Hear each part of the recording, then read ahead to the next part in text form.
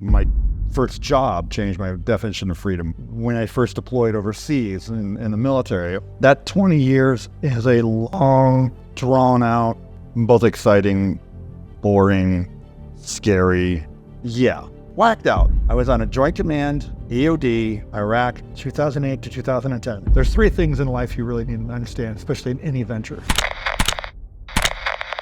I was ahead of the game, which is one of the reasons why I like being here. I'm ahead of the freaking game of what's going on in the States. By creating the community that can actually meet a true digital nomad's real needs is what needs to be pulled together. Get a Starlink these days, isn't it? Gotta love Starlink in Indonesia because they got pissed off at Elon, and that's why we don't have Starlink here. I've been observing a lot of the issues that we have as digital nomads, and I'm in the middle of trying to put together a new venture, which basically its entire job is to support us as digital nomads. So what are the problems that you see?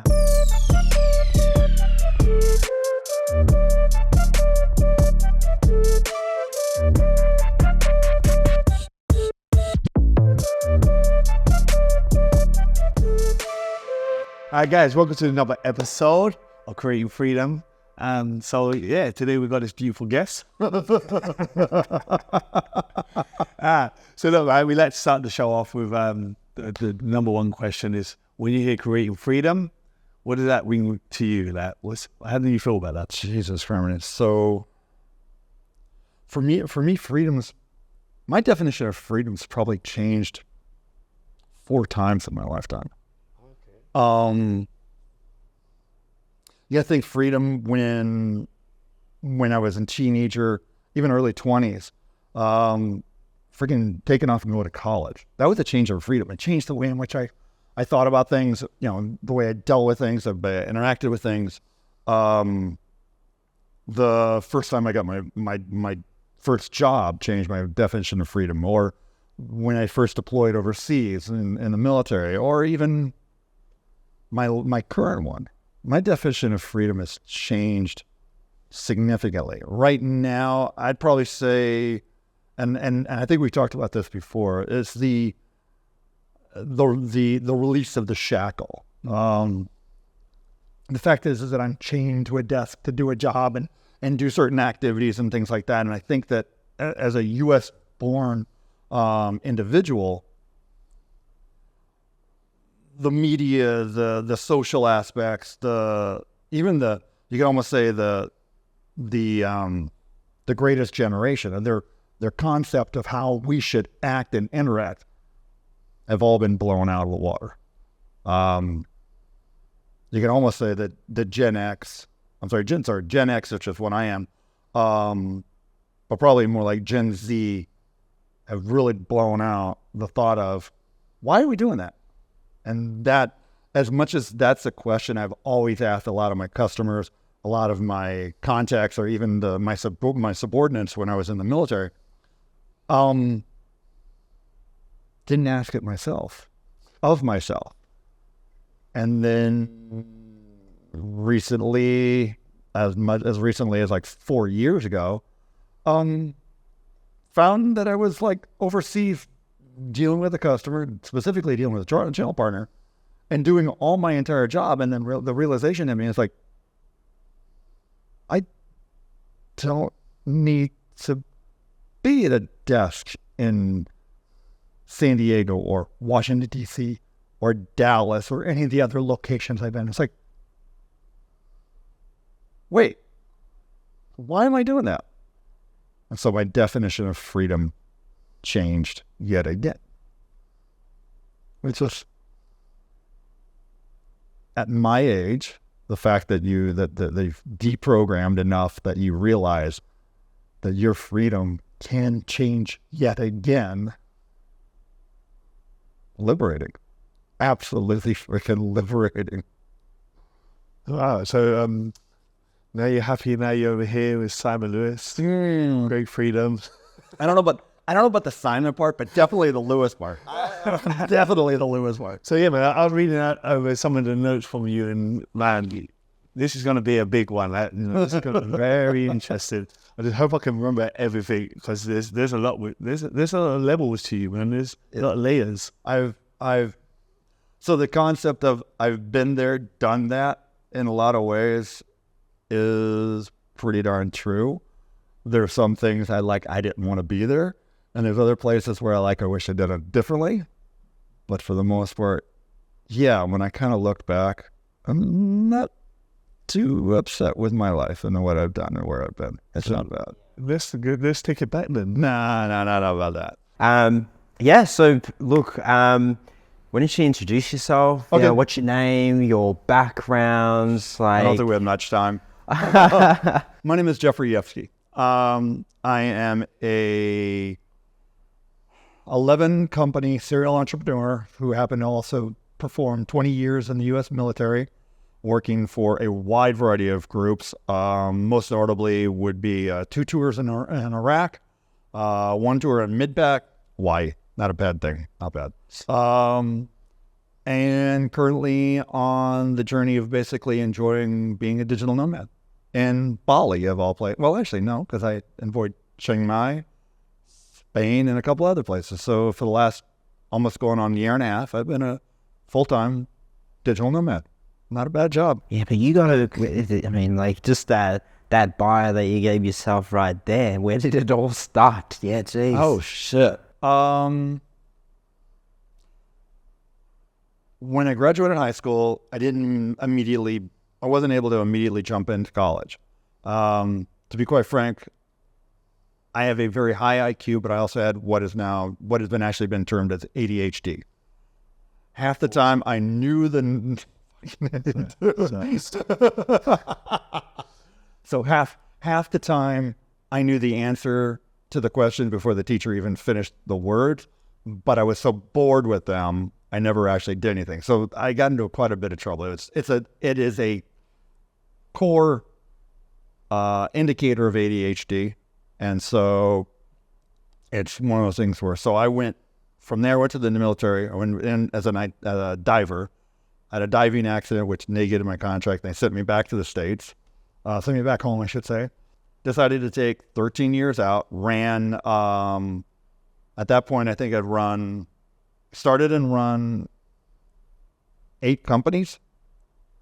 Yeah, 8 companies with my longest company, 9 companies. With my longest company being 20 years in a business intelligence organization, data analytics, reporting, company called 5X Technology. It basically went under in 2018 after a catastrophic issue, which was caused by a company called Kirasoft, which the CEO just got friggin' arrested for basically doing what he did to my company, which I think is perfect karma.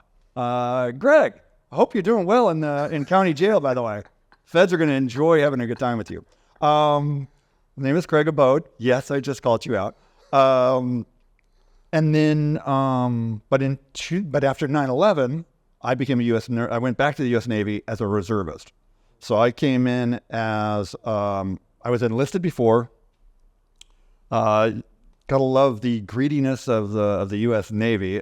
So in 2003, I applied to become an officer. I'd already had my college degree. I went back, went to San Diego State University, got my degree in finance. Went through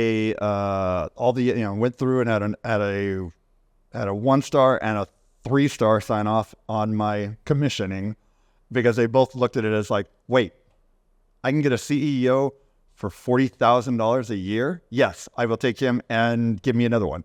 So I was a cheap acquisition to the Navy, but I served for 20 years. Loved it. Did two tours. It was just after 9/11. So 9/11 happened in 2001. I joined back in 2003 and took off from there. It was a great run. As a reservist, you don't have to be on active duty all the time.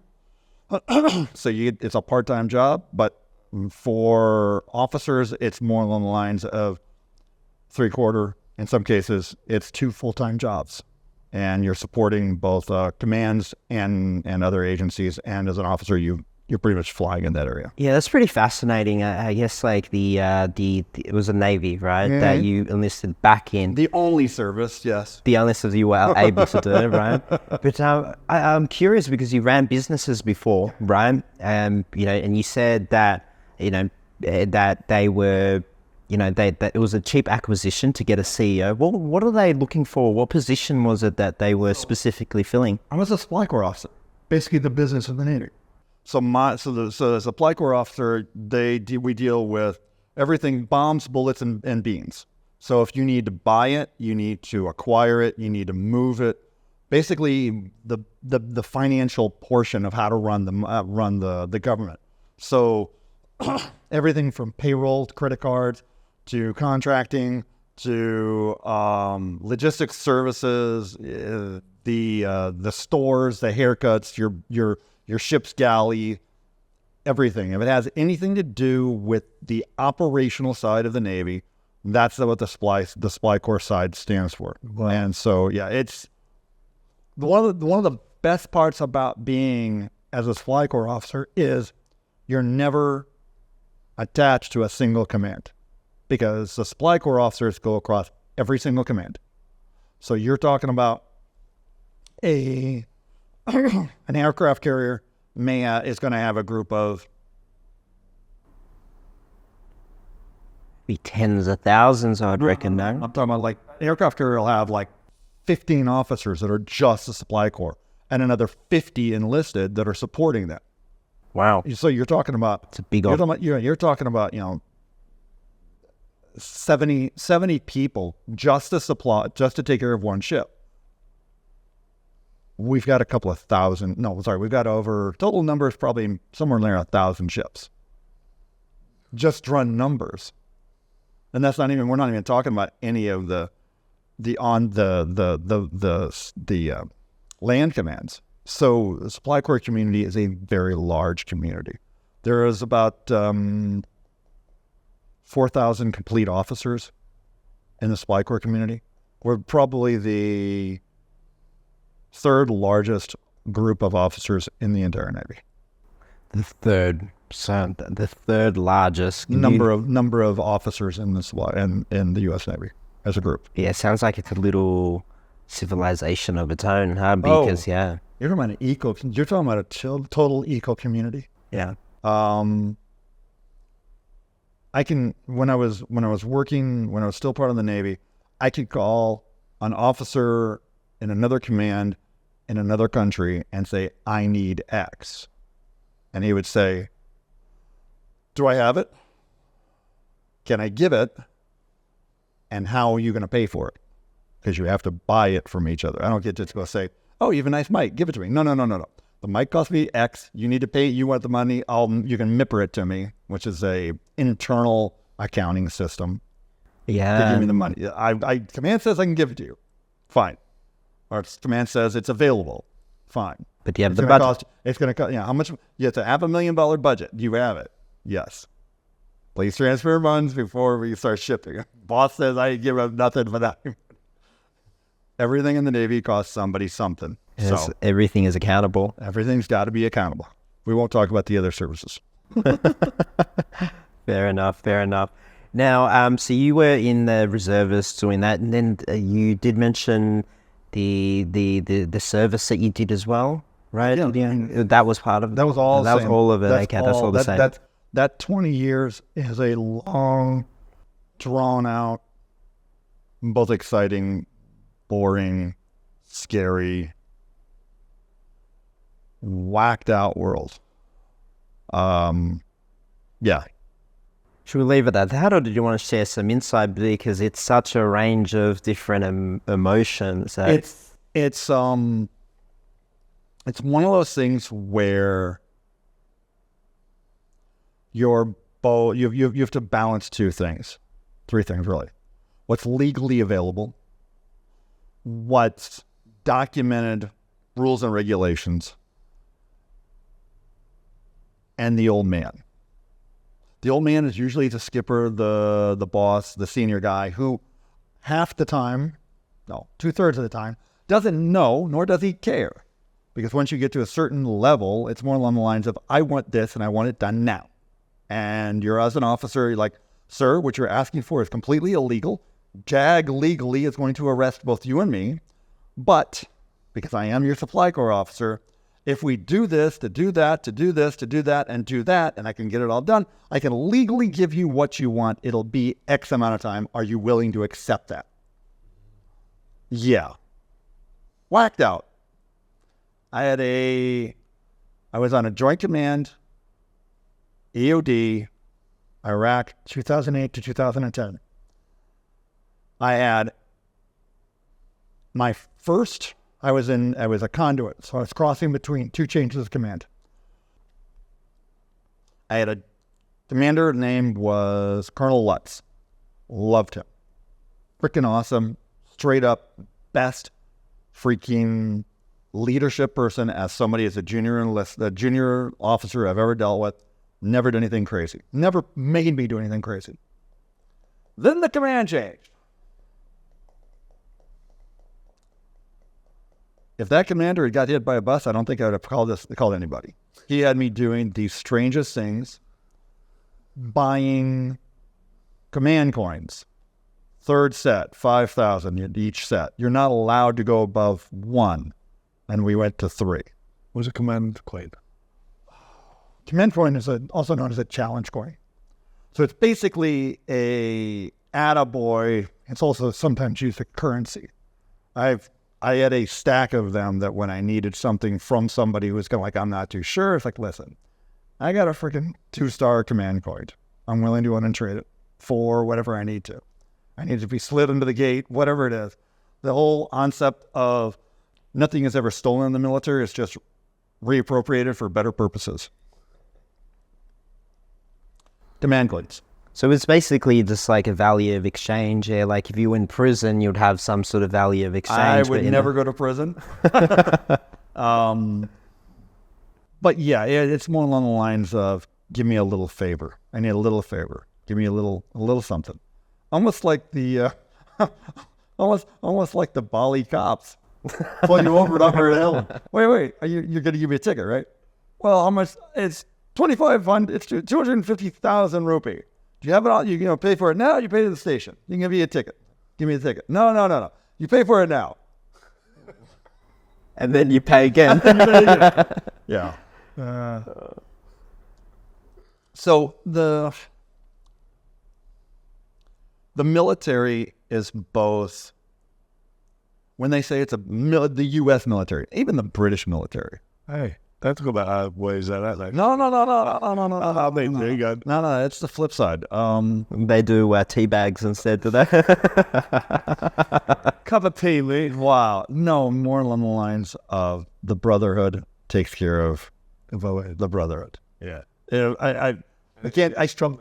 Yeah. Strong word. Yeah, it's one of those things where it's kind of like, if you've been there and you have enough language that somebody feels, okay, yeah, you've been there, you know what's going on. I could probably ask almost, if you get Brits, Australians, Croatians, who are one of the people I took care of while I was in Iraq, and probably a half a dozen other core military people, and about 5 seconds after we've really talked, knowing where we've been, it's like, okay, it's more along the lines of, this is my cousin, I haven't seen him in a while, how you been? I need this. I'm like, you want it by today? You want it tomorrow? You want it next week? It's never going to be, I don't know how to do that. Because that world, it's too small, and we've all left too much behind. And there's one thing we don't want to do is leave. If we can not leave something behind now, we'll do what we can to make sure it doesn't get left behind now. And I've just brought this whole thing down. I hope you fucking cut this shit out. But go ahead. What's your next question? I brought the freaking whole conversation down, and I'm sorry. It's so good. It's actually interesting. So, you mentioned business intelligence as well as one of your core businesses, right? So 5X Technology was a business intelligence consulting company. So think about having the ability to take a large amount of data and be able to have a system that's going to give you render out answers that you might see, or even do predictive analytics, which is a lot of things we were doing at the time.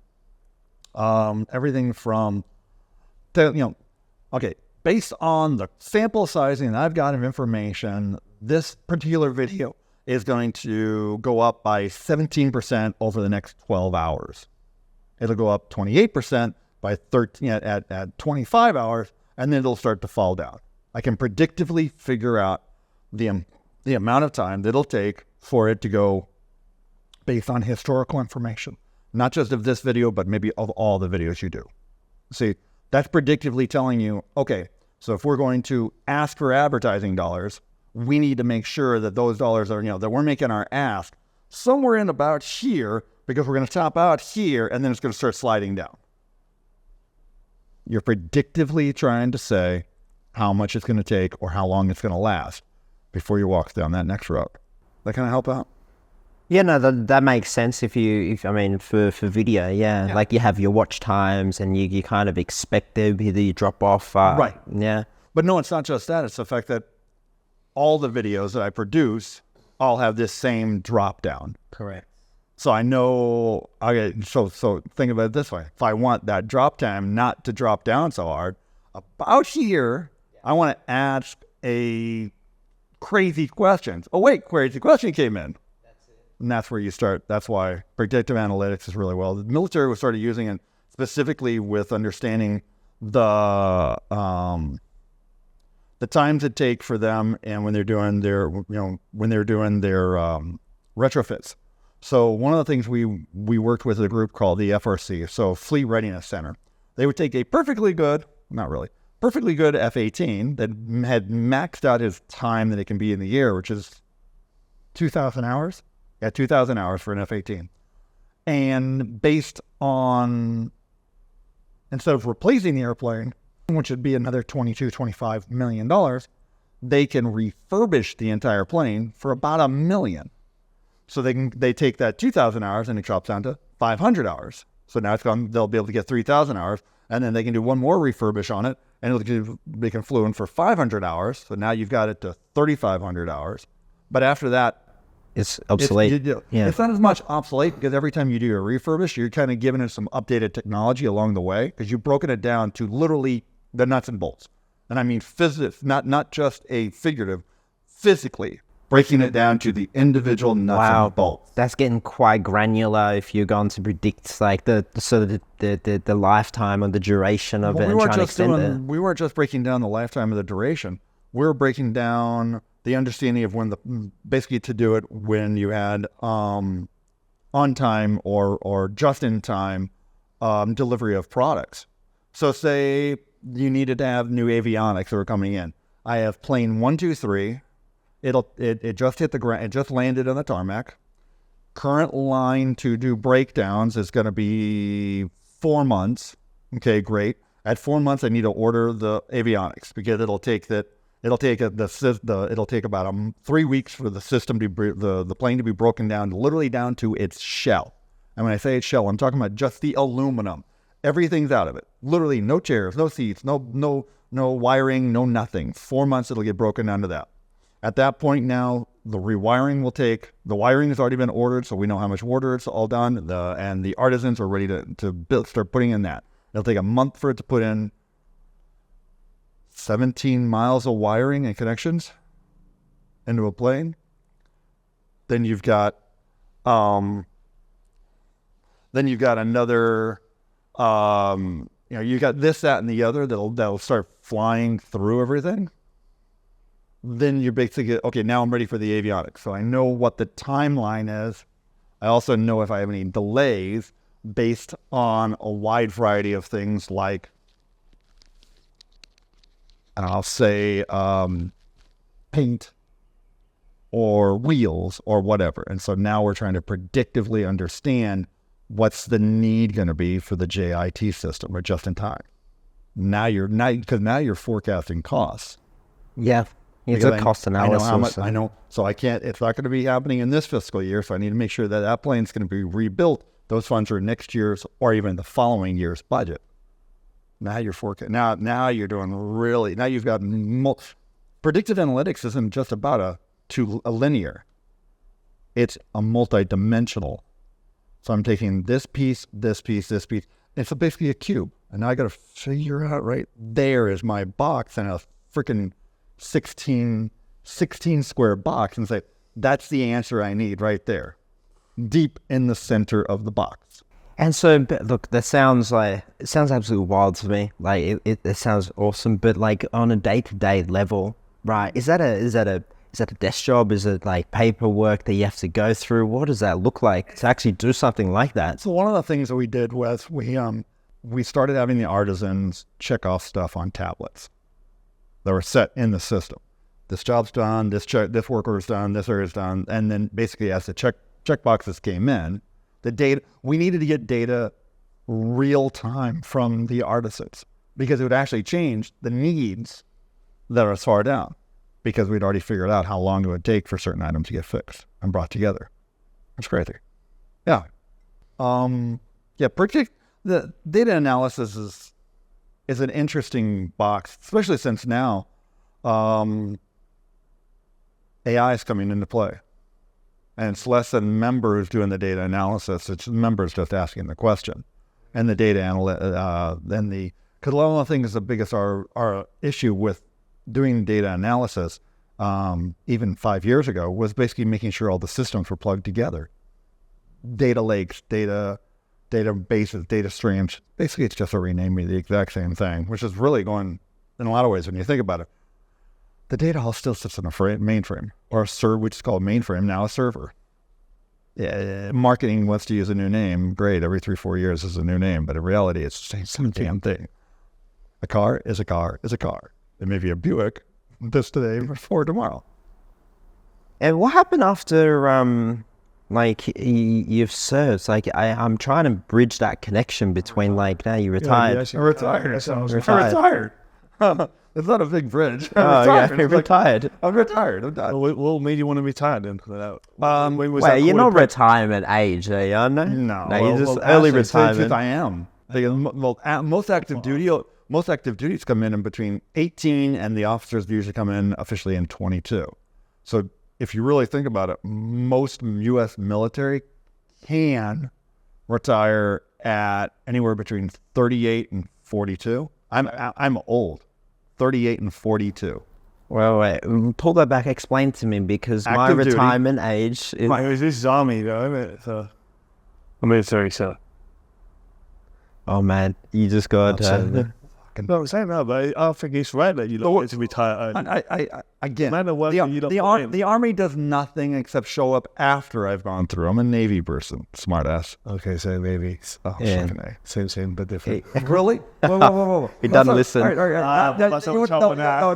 No, we're not opening the can of worms. I could handle it, Anyways, here's the deal.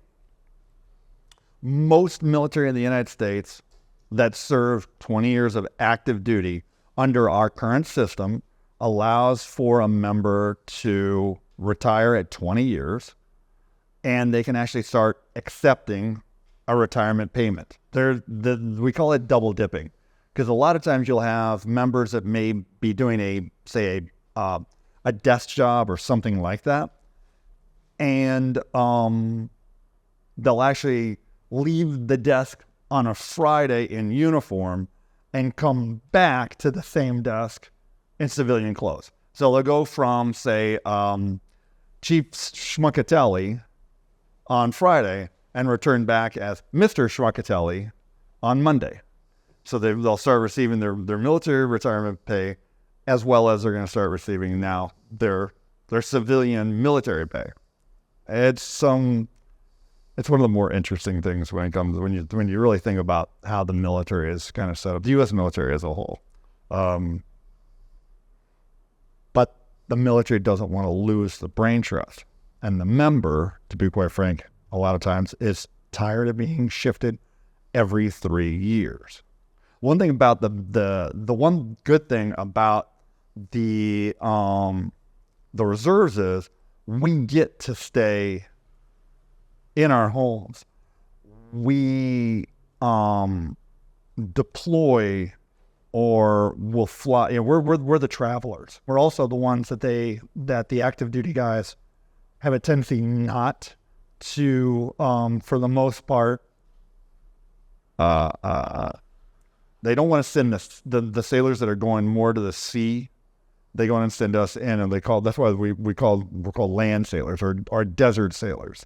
Sand sailors is what we call ourselves when we were in Iraq, because it's usually the reserves are the ones that were temporary. We're expected. We can go off and do those things, and then we still have the job. We know the job, and we can execute the job, and so that's pretty cool. All right. So after retirement. Yeah, were you just like twiddling your thumb or? Oh, no. Reserve, You had a plan. So reservists don't get to accept. My retirement will actually kick in originally I'm allowed to actually, and at 60 is when I would be able to accept my retirement. But for every year you've done an overseas deployment in the reserve, it moves forward. So I think I officially can, if I wanted to take my or when I'm going to take my retirement, it's like 57 and a half. But why does it move forward every time a year that you're deployed? So when you're when you're forward deployed, they feel that you have added to your risk, especially when you've gone to a combat zone. So they go and say, okay, for every year for every month you're there, they move your clock forward, so you're allowed to get your retirement earlier because you did that much more active duty time. So I'm giving you an entitlement. So I'm going to move you from 60. Okay, so you did 15 months here. That moves you to 59, now 58 and a half. And then you did this one, which puts you to 57. And then you did that one here's your bottom out year. 56 and a half, you may now start accepting your retirement. Fantastic. I will happily take my free money and move on. Or my life in Bali. So technically you're not retired, but now you are retired. No. So you stopped the Army and the Navy. You must have in trouble. You know what's funny is how much you've been hit in the head. I'm surprised you actually remember your name, Simon. I know we have like a little tag on my. Sorry, what's your name on that? Wait. I got something on my pocket. Oh yeah, my mom glued it in there. Oh, there's my name right there. That's why. So no, I went back to as a reservist. So I was still running companies. Yeah. So even when I was deployed, I was still CEO of two companies. So So when did you step away from that life? So I say from the military? Yeah. I stepped away from that life in 2022 officially. Oh wow. Officially, I stepped out in 2022. The end of it. Actually, amazingly enough, we were still just inside COVID. So about 6 months before the end of COVID, June of 2022, I think it was, is when I officially walked away, walked away from the military. And then in 2005, X closed in 2018. By February of 2019, I was in charge. I got pulled into doing Performance Institute.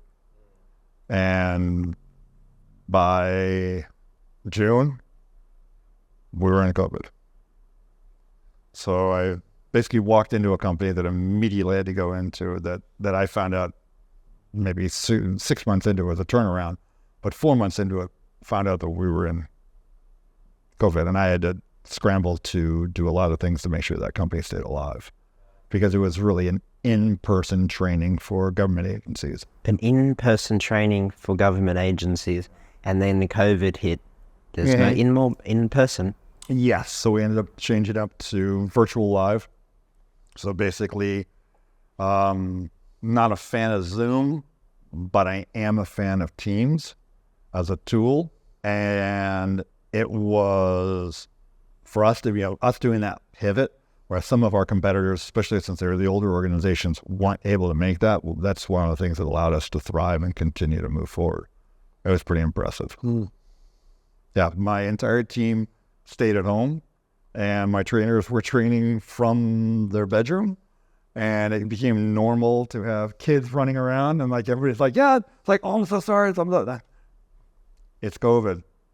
Is that are you not going to be able to train? Oh no, I can train. Then train the course. Let's go. And that was So pretty impressive. was it your choice to step away from the military?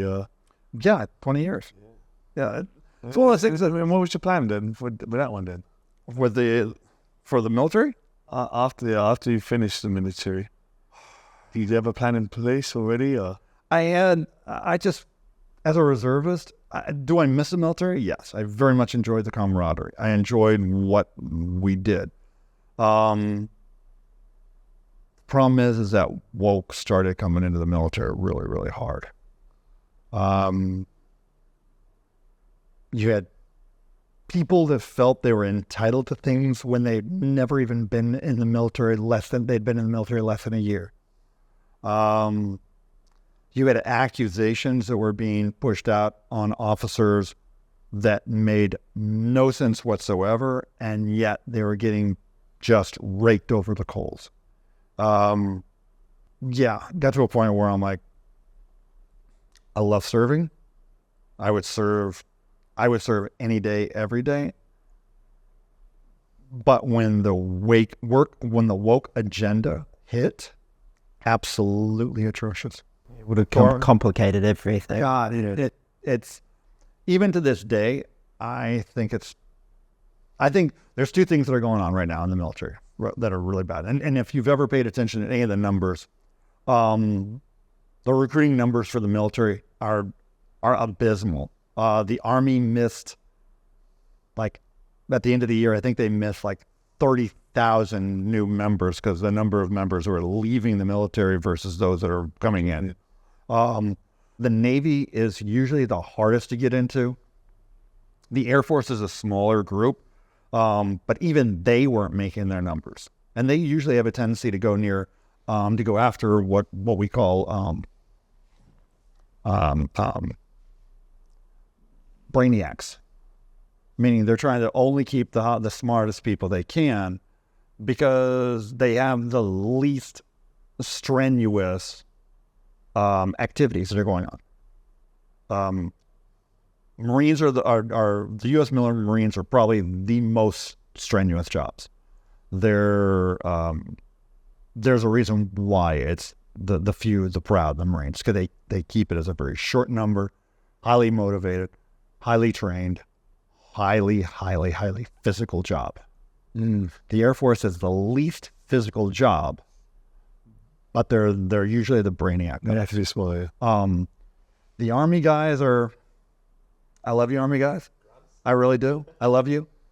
No, they're the ones who basically come in and they're. Let's put it this way: if you really put it together and walk the system, the SEALs are the ones who come in and try and basically stop an issue from really moving on.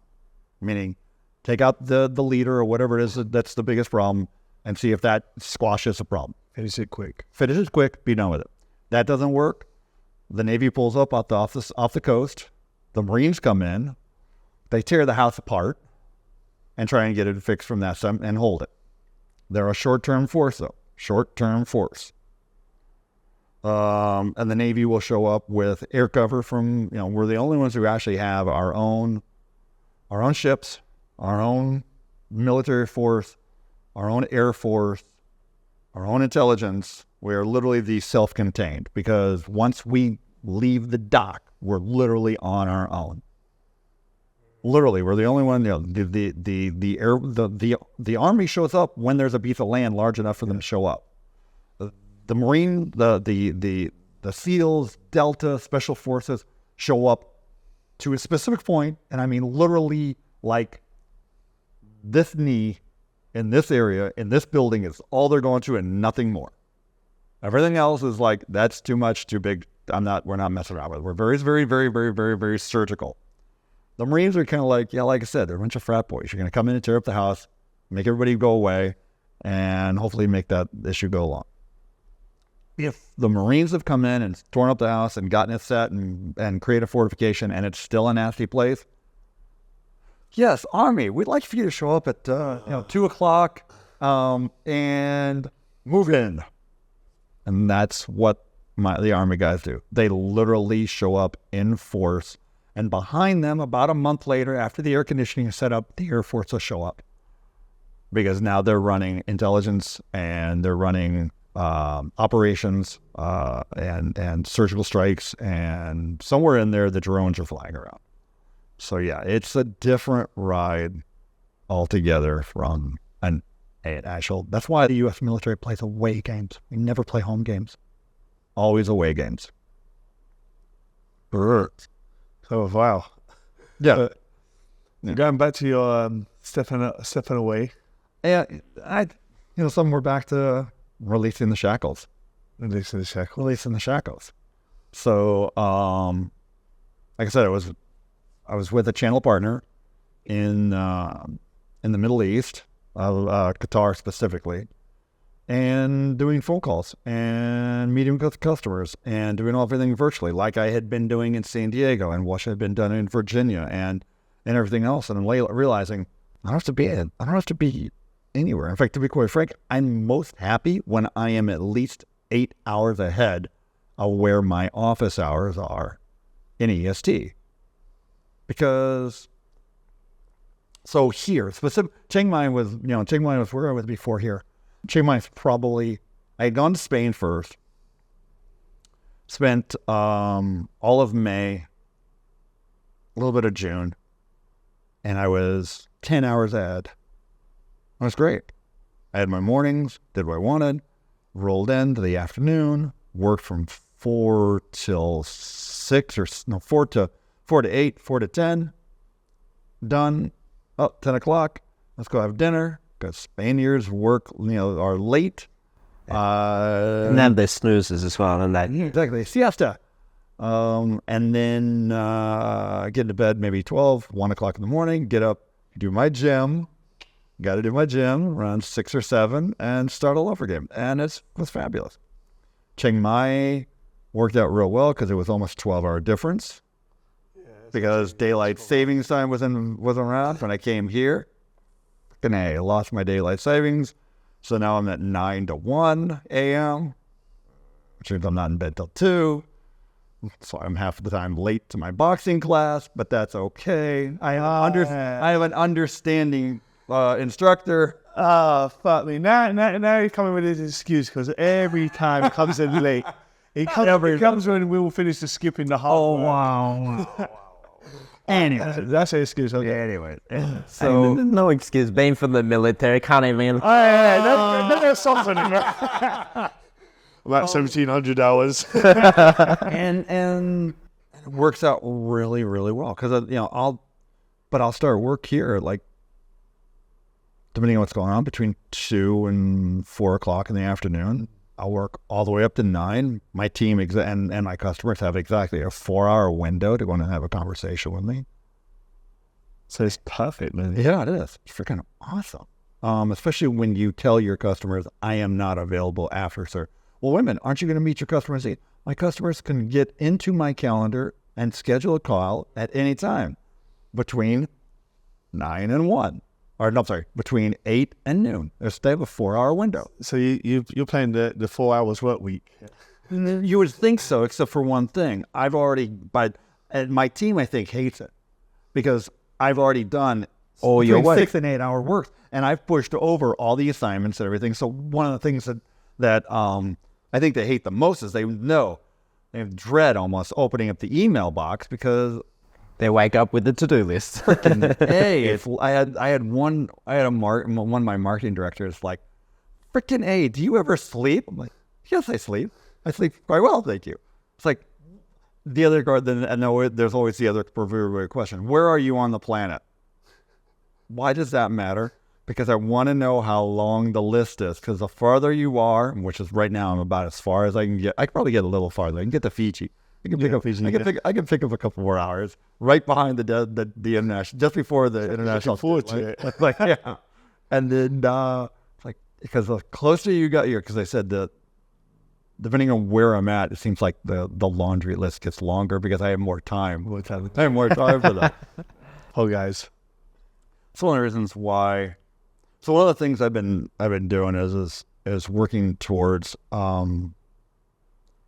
I've been observing a lot of the issues that we have as digital nomads, and I'm in the middle of trying to put together a new venture, which basically its entire job is to support us as digital nomads. And so that's one of the projects I'm in the middle of trying to do. And you're in the right place in Bali, eh? Oh yeah. That's, So what are the problems that you say? That with the, so how about one of the things we've been noticing is, or I've been noticing specifically, is it takes us between, as a digital nomad, between 3 weeks and a month and a half before we are settled enough that we're actually working. So one of the things I'm trying to do is, and I know we can do it, is have it so that a digital nomad could roll into a new city and be set in 3 days. That's the goal. Because if I take away 90% of the biggest problems, where am I going to sleep? How am I going to get around? Where's my gym?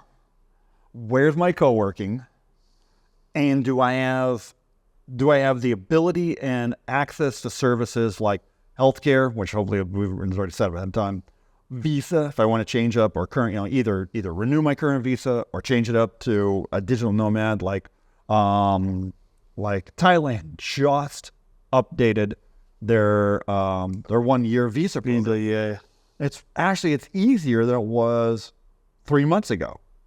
a lot of the Asian countries are making it so much easier now, and they're competing against. I understand that. But that's because they're finding that digital nomads. I mean, the industry is a $35 billion a year industry.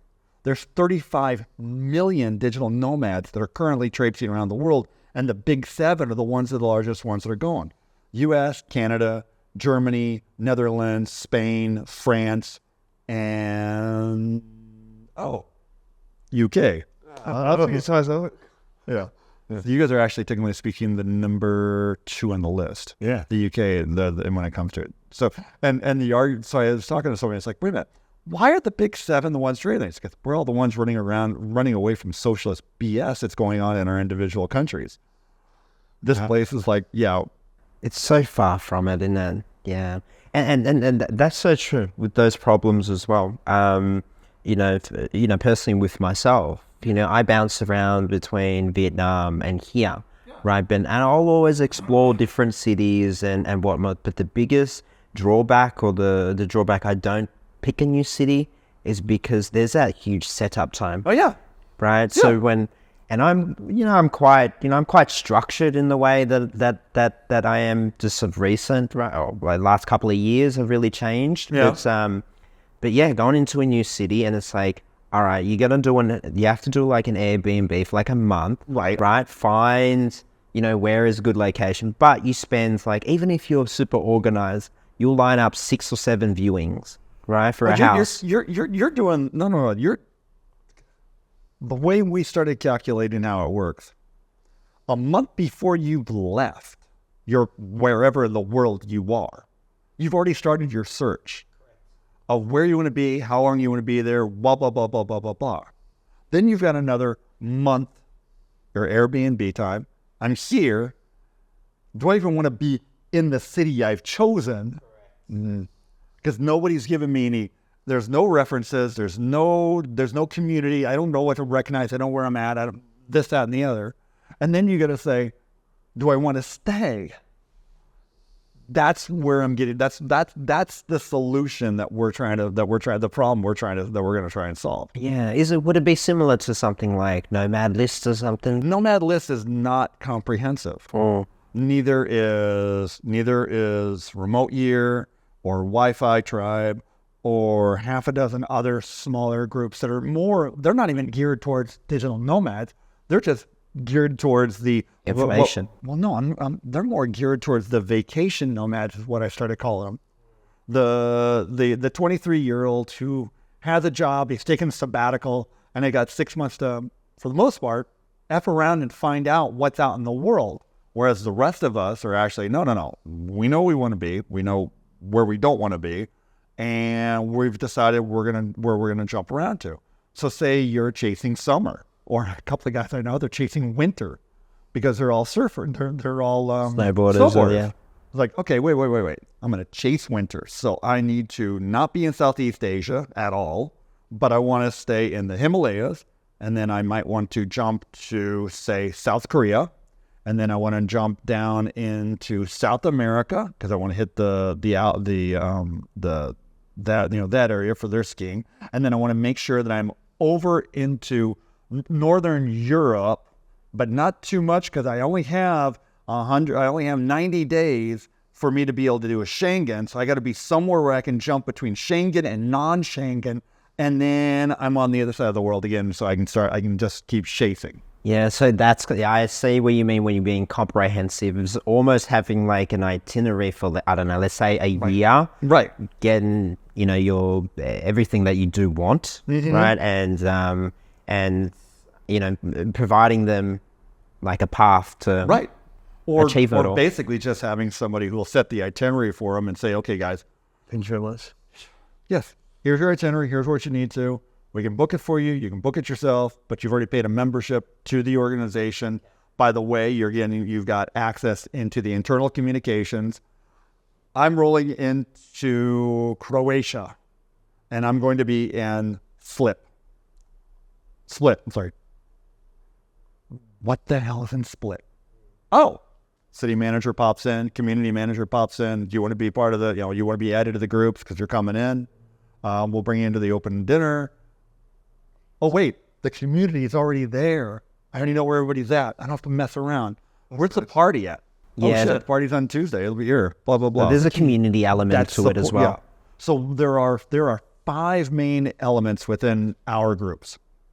Logistics, housing, communication. Every time we all turn around, do I need to go and get a new SIM card? No. Guys, just get a friggin' e-card. Just run eSIMs and do it that way. Internet, none of us can operate without the internet. I have yet to find a nomad who does not need, use, or want the internet. Last one's community. Loneliness is the biggest killer for us as a community. Because if there's no community, nobody for us to hang out with, nobody knows what we're doing. We're just a foreigner and another language. And it's not fun. I think that is the biggest problem, is the community aspect and the relationship part, because I hear that same as well. I hear the same thing over and over. And I think you should bring awareness to that as well, because, being a digital nomad, it is lonely, but also that business aspect is just it's just another loneliness to it, isn't it? And that just compounds. There's a need in the market on that. Oh, there's a huge need in the market. But here's the other thing about community, especially with us. Yeah, we can all go out to Fiverr or Upwork or whatever it is when we're trying to find an individual. But it's so much easier to go on and say, hey, I'm looking for somebody who can do digital marketing, who can do this, that, and the other. I'm in Bali. And finding out 2 desks over, there's a woman that's like, I'm at B work. Where are you at? Like, sunny room at B work. Hey, can I come up and talk to you about this project? Yes. That's how close the community can be. Chiang Mai was hilarious. Literally, I pushed out a notification for something or other. I had 3 responses. One of them was literally upstairs from me. And he and I got together and went and had lunch. There was one that was at a co-working location that was maybe 2 blocks down, because we were staying in I was living in Myanmar. 2 blocks down, that was just hanging out of the coffee shop, but we were all in the same WhatsApp group. And the third one was crosstown. They really didn't have the credentials anyways, but the response was like within 5 minutes. That's good. That's where you're talking about the community. The problem with WhatsApp is it has too much spam that comes into it. Cool. Hey, I'm starting a new Bitcoin. Come on, dude, it's crazy. There's so much in my archive at the moment. Like, it's just pinging, yeah. Oh, I've turned on permanent muting. That's, I muted them all. Well, there's only a certain number of people and groups that they allow to be loud. That'll be that I can take. I can listen to the ping on. The Bali stuff, I'll let most of it be letting me know, and individuals like my buddy Ethan just got in here last week, He was sitting in Chiang Mai, and he had been in Pai. And he's like, Jeffrey, you're in Bali. What do I need? Okay, this is where and literally I rattle off the list. Okay, wrong gym. It's gonna be your gym. Stay away from the manager. He's an idiot.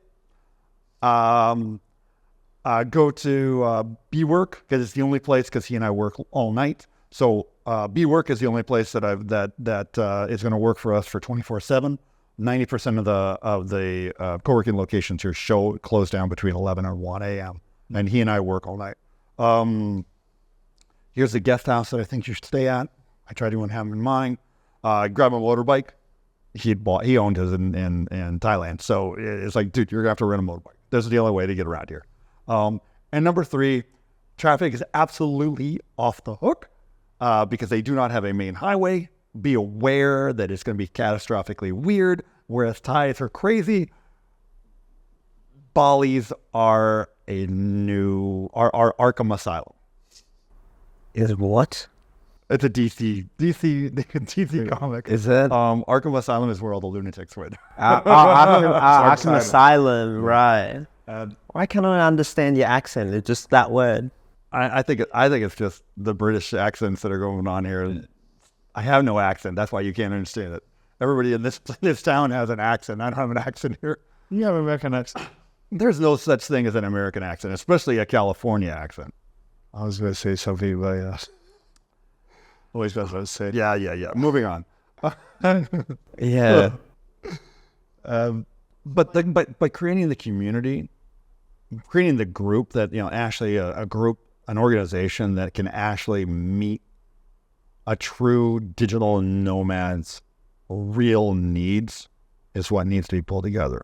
And that's right now one of my passions, is trying to pull somebody together. Yes, I might make money, but in reality, our biggest issue here, and we all know it, is doing the extension on our visa, whether it's a 30-day or a 60-day, and all finding out that an agent we have to have an agent that goes in and does it, because the online system is broken.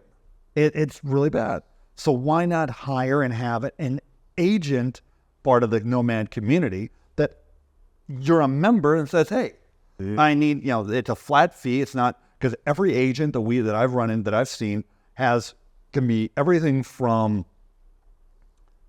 800,000, which kind of I get a little squirrely on because the number's so low, as high as 2.8 million IDR. And it's 15 million IDR to change your 60-day to a 1-year digital nomad. 15 million. So it's like $900, $800. Why not be able to go on and say, okay, Susan Schmuckatali, you decided you're digital. You're a part of the Nomad community. You're part of you've paid your membership. You want to extend? Great. Here's a flat fee for dealing with the as an agent, and give me all your and I already have all your passport information. What do you need? Or you're coming in from Vietnam from here, and you put in your itinerary and you say, okay, can you do me a favor, put together my visa, put it in there? Yes. Does up all the paperwork every single time. It's straight up, always right, which means you have no shit. No headache, yeah. How the hell can I get it in there? And, oh wait, we're back to that month before you came on board. Look at all that time you just friggin' saved. I can save all this time and work and make money. Come in here, be 3 days in. I have my place. Somebody's meeting me, dropped me off a key, whatever it is, transportation, whatever it is, I'm only locked in. And bike's out front. Oh, I just got the address on where my co-working location is. I know where my gym is. Oh, and I have a list of places that can eat that people have actually validated. Oh, shiza. What the hell do I have to do? Oh, shit. Make more money. Yeah. I live my life. And freedom. And find another girl who's going to sit on the back of my bike and tell me things. So how long have you been in Bali for now? I am rolling. My extension for 60 days went I think I just crossed over to my new 60-day. And then I'm on the clock. I've got like 28 days for me to pull together the last of the funds I need to do. I need to shift some money around so I'm going to get to swap me from my 60-day visa to a 1-year digital nomad and become a Kita so that I can actually open up a bank account here. So how's life here in Bali? How you finding it? The humidity's high for a Californian. It's used to dry desert. Other than that, though, the people are nice. Yeah. The Bali people are nice. The corruption's high. Yeah. More than I expected. It was a conversation I actually had at lunch today between the various corruption levels. And we were talking to a buddy of mine named Jordan. So one of my buddies is Ethan. He's here. And we were talking about the corruption level between Thailand and here. I was going to say Thailand's quite bad, man. But not nearly as much as here. I lived there for 2 years, man. It's like, did you hear about the big sting that they had? That's a long story. Yeah. A massive sting over there. There's so many people involved. What you got cops are going to say not corrupt, and it's like, yeah, like wait, but aren't you? No, we don't talk about it. But we were talking, my buddy Jordan, because we were having lunch, we were talking about it. We were texting him on WhatsApp. He goes, "You guys don't know nothing. Come to India. This is not a place for beginners." So you're like, Yeah, So I can't tell you the Vietnamese stories. Yeah, like I'm living with like a government official, and it is on a whole nother level. Oh, yeah. Alex. well, that's what he's saying about India. It is on a completely different level. But here's the one thing. As a digital nomad, and those of us that have traveled enough, one, we know what to avoid. We, using a military, we have our heads on a swivel. Why are you so close to me that you should be my girlfriend, dude? My pockets are not available for you to put a ticket. And also the fact is that we communicate enough even early on when we're either just coming from a location, we're willing to share our experiences, or when we're going to a location, we find people who are willing to share their experiences, what we need to do. So Jordan is the one who told me to come into Paranam. After getting here, Paranam 3 years ago is not. He said it was a quiet area. Paranam isn't quiet anymore. No, we're going. At this point, I'm going to Sessa, or even Chiang Mai, Chiang Mai, basically almost to the Russian compound at this point. Yeah, because there's no building that's going to be allowed there for the next 20 years. Yeah, because they want to hang out of the rice fields. Perfect. I can get a quiet, non-complicated traffic ride. Well, if you come to the wrong gym, from that side, the traffic ain't too bad. No, and there's enough cut-throughs. Yeah. There's enough cut-throughs. The new ones. Yeah. Bali as a whole is, man, as an entrepreneur, this place is completely open for business. Yeah. Whereas California, Californians, I love California, but it's gotten so complicated, and the real companies that want to do anything have all left California. So the opportunities for growth, to really do something more, I think have all dried up. Yeah, even I'd say the same thing with Melbourne. Like, and you put it perfectly as well. Like Asia, even in general, is open for business. Yeah. Back at home, hey, everything's dried it's up. like Same pulling as teeth. It is. Yeah. It is. Yeah. It is. I mean, even my team reaching out to people in Washington, D.C. to do connections, or even the States, it's like their first answer is no. Whereas everything I've run into here in Asia, it's always been yes. And almost without a caveat. Yeah, I think we can probably do that. Yeah. Let's figure out. I'm open to the opportunity. Let's just figure out, does it make... So there's a term that I push on, and you know, there's 3 things in life you really need to understand, especially in any venture: time, value, and money or resources. Is your time going to get you the value that whatever resource you're going to have to expend to do it, make it worthwhile? Basic concept of an ROI. Because the amount of time and the pleasure I get out of, say, taking a charitable aspect, I could care less about how much money I spend. Because I am getting so much value and I'm giving so much value than the amount of time I will give you all my time in the world. On the flip side, though, it's going to cost me $7 bazillion to get my new visa, but am I really going to get the value out of it that's going to say, I'm going to spend 11 months of my time to get this out? No. The time, the value, and the resources are not there.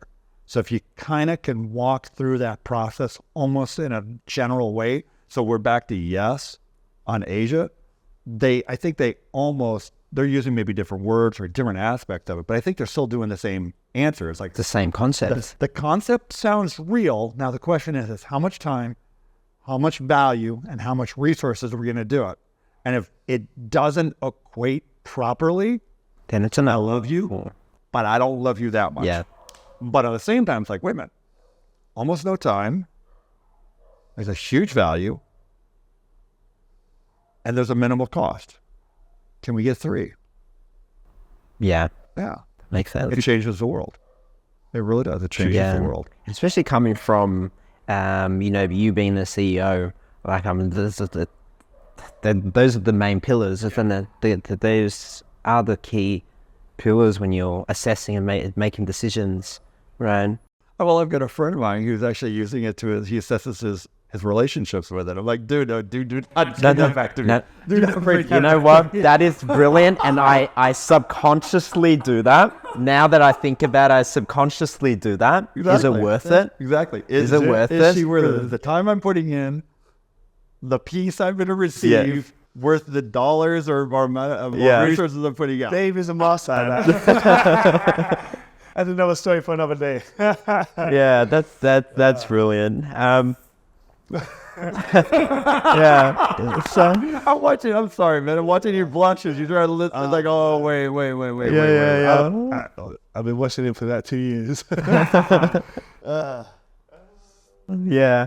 Anyways, look, so like interesting background, like brilliant. I have a crazy background. Yeah, it's nuts. After that, really, there's so much more, but yeah, there's so much more, but like this is really hard because generally what we do is we ask, we towards the end we ask, what advice could you impart on, whether it is your background in, let's say the Navy or, as like CEO, but you just are constantly on the go, and there's maybe to your old self, I guess, like, do you have any sort of advice? Because I feel like you've just nailed it. Yeah. No, absolutely not. There are certain things, certain decisions that if I was able to go back and do, I would have done it. Case in point, when I was deployed when we had the housing crash, I bought a shit ton of stocks at like $2 and made a crap load of money. If I had just left that money there and just brought it back, left it in the account, I'd probably be sitting on $2, $3, $4 million. That just because, I bought Ford and GM and a whole bunch of other things at $2 because everything crashed. Literally everything crashed. And I just happened to be in the right place at the right time and sitting, 9 hours ahead. So 3:00 in the afternoon, I was able to look at, I'd already gotten the day's information. I was like, okay, great. I'm going to buy this. I know what's going on. Head of the game. And I was ahead of the game, which is one of the reasons why I like being here. I'm ahead of the freaking game of what's going on in the States. There are other decisions that I wish I hadn't done that I would have done. There's one decision, though, two decisions that I know if I'd made a change, I would have lost my two eldest boys. And right there, that's a game stopper. I will do what all the decisions were made. Fine. I get them. After that, whatever happened, and that's what it is, and I'm fine with it. It's that whole aspect of understanding the butterfly effect. I changed this. What's that going to do? Little thing. Yeah, no. Action. I lose A and B. Oh, fuck it. I ain't changing nothing. I'm going to sit here and be pretty and move on. No. Those things will never change. I am more proud of my boys than probably anything that I've ever done in my life. Yeah, that's good. Yeah. Yeah, no, I just, there's things I probably would have advised myself to do differently, but no decision that would have changed anything. Be aware this is going to happen, but don't change your decision. It's going to hurt, but you will survive. Cool. So, yeah, with the app, I know it's a new venture, but if it comes into fruition, do you have sort of a name for it? Because there would be a lot of people that are watching and listening Nomad Nation. to this. Nomad Nation. We've already got it set. I'm currently walking through the process right now. But Nomad Nation we're slated to start here in Bali. Well, the goal is to, he's in the military, this term, establish a beachhead here, but then hit basically the top 7 cities, which are usually the lowest cost ones, get everything set there, and then hit the top 100 cities is where we're planning on being. The digital nomads currently go. We've got a larger plan that's behind that to see where that comes into play, because we know that Bali would really like for all the nomads not to be in Chiang Mai or Ubud. Can we get you guys to kind of spread out a little bit? So that's the other thing that we know we're going to have to interact with, is say, okay, we're coming in. This is what we're going to do. We're going to get organized. I'm going to end up increasing people here. Would you rather me increase somewhere else? But you have to have the infrastructure to support. First, yeah.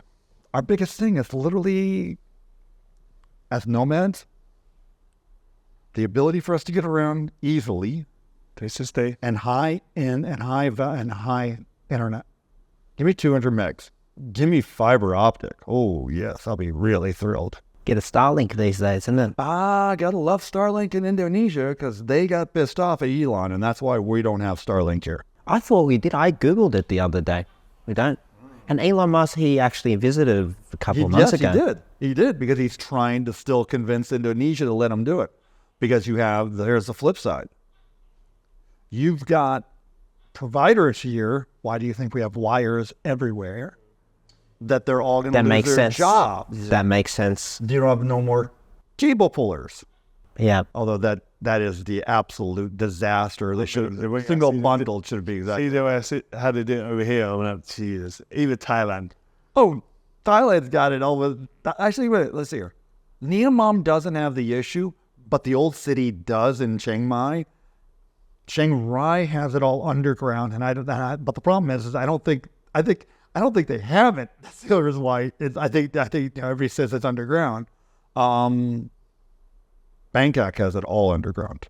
I don't think I ever saw a wire in Bangkok at all. Wires? I didn't see any above wire. Are you crazy? No. Bangkok? Yeah. No, that's what I see is wires everywhere. Did you see? Like I said, the area I saw, I didn't see any wires. Maybe I was only in the high rise area. Maybe for the wires is where very sad. But still, yeah. Great age. Now, if anybody wanted to sort of reach out to you or connect with you, LinkedIn's probably the best because as military, I shut down all my social media back in 2003 when Al Qaeda started targeting a bunch of us, and I haven't done anything since. I think I've got I have an Instagram. I think I go in there once or twice a year because Meta goes in and says, "Hey, we need to validate your account." Okay. But there's absolutely nothing posted. The easiest is LinkedIn. LinkedIn's the easiest one.